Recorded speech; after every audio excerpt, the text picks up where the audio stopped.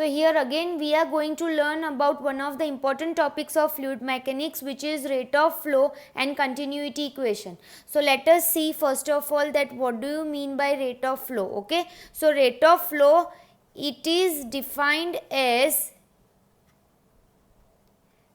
the volume of fluid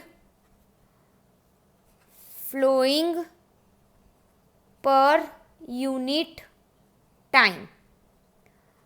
Volume of fluid flowing per unit time.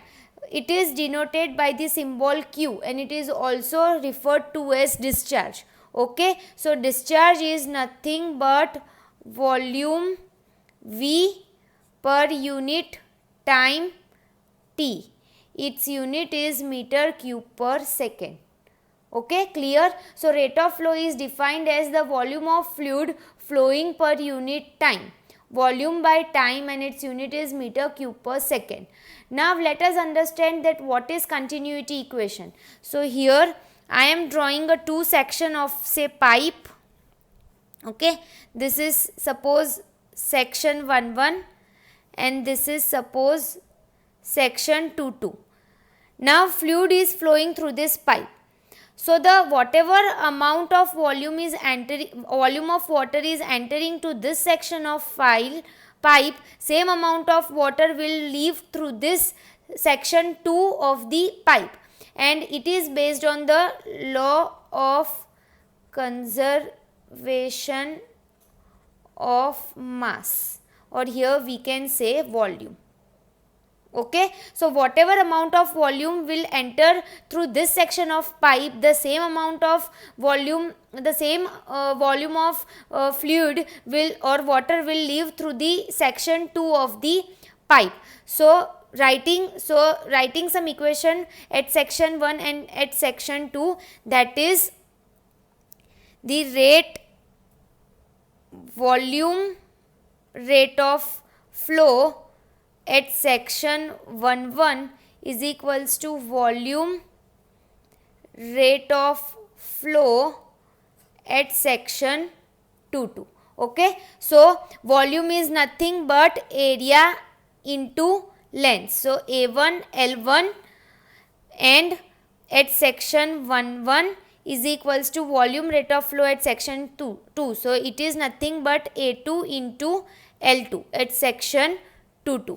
Now if I divide this equation with respect to unit time, that is T1 and T2. Okay, so here this L1 upon T1 will become what? Length upon time, distance upon time, it will become velocity. So A1 into V1 is equals to A2 into V2. V2 in place of this L2 divided by T2, because distance upon time is nothing but velocity. So A1 V1 at section 1 is equals to A2 V2 at section 2, and this is known as continuity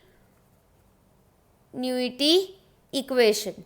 Okay, this is known as the continuity equation, and this equation will be very useful in the understanding of Bernoulli's equation.